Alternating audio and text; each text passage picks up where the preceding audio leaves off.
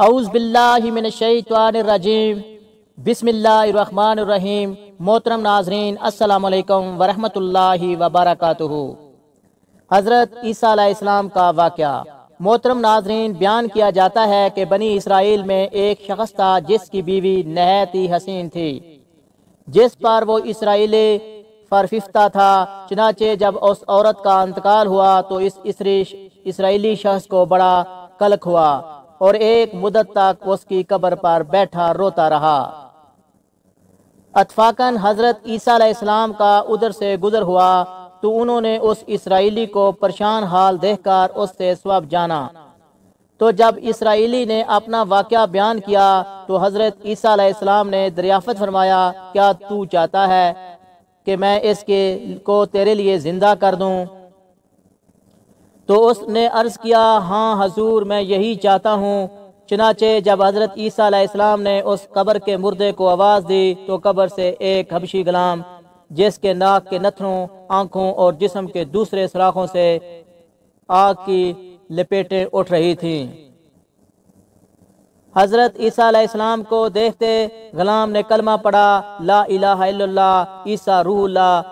اسرائیلی نے یہ دیکھ کر عرض کیا، حضور مجھ سے غلطی ہو گئی، میری بیوی کی قبر تو دوسری ہے۔ یہ سن کر حضرت عیسیٰ علیہ السلام نے حبشی کو حکم دیا کہ تم اپنی قبر میں واپس جاؤ۔ چنانچہ وہ مردہ ہو کر گر گیا اور اس کی قبر کو مٹی میں چھپا دیا گیا۔ پھر حضرت عیسیٰ علیہ السلام نے اس دوسری قبر کی جانب توجہ فرمائی اور حکم دیا، اے صاحب قبر، اللہ کے حکم سے زندہ ہو جا۔ چنانچہ قبر پھٹی اور اس سے ایک عورت سر سے گرد جھاڑتی ہوئی باہر آ گئی، جس کو دیکھ کر اسرائیلی بولا، یا روح اللہ، میری یہی بیوی ہے۔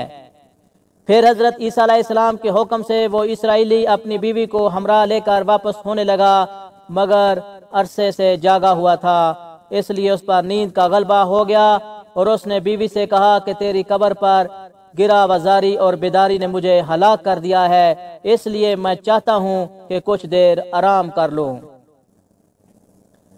بیوی کہنے لگی، ہاں آپ آرام کر لیجئے۔ چنانچہ وہ اسرائیلی بیوی کے زانوں پر سر رکھ کر سو گیا۔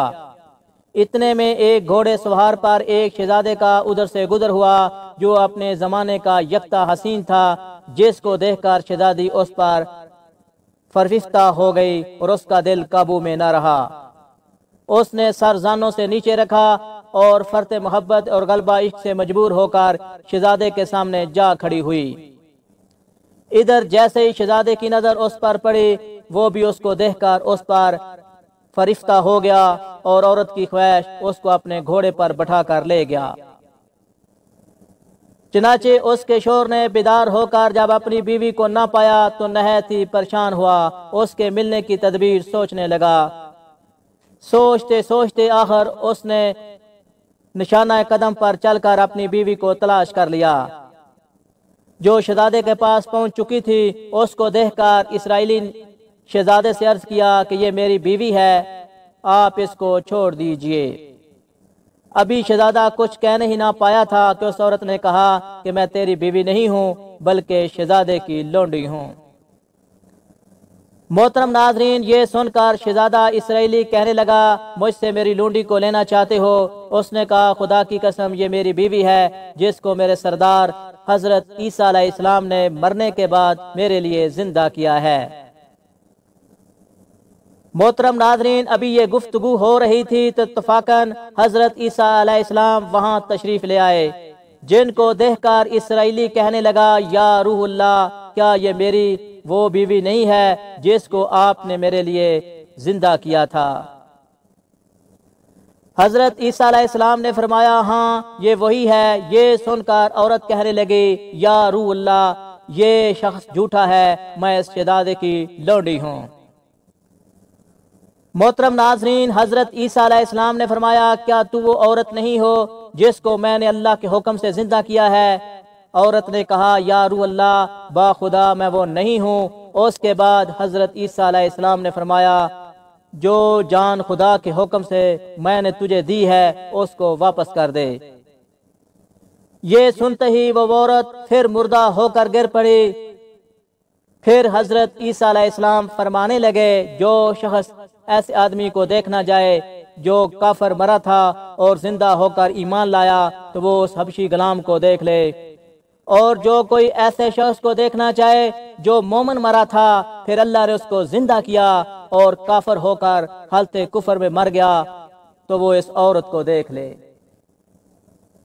محترم ناظرین، اس واقعے کو دیکھ کر اسرائیلی نے قسم کھائی کہ اب کبھی نکاح نہ کروں گا اور میدانوں کی طرف نکل گیا، جہاں اللہ تعالیٰ کی عبادت میں مصروف رہ کر اسے موت آ گئی۔ اللہ تعالیٰ اس پر رحم فرمائے۔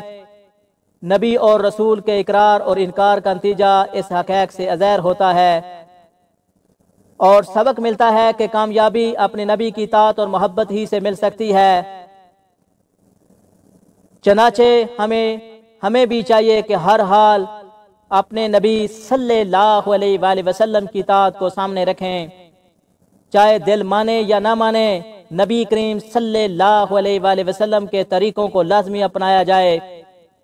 اللہ تعالیٰ اس واقعے سے سبق حاصل کر کے عمل کرنے کی توفیق عطا فرمائے، آمین یا رب العالمین۔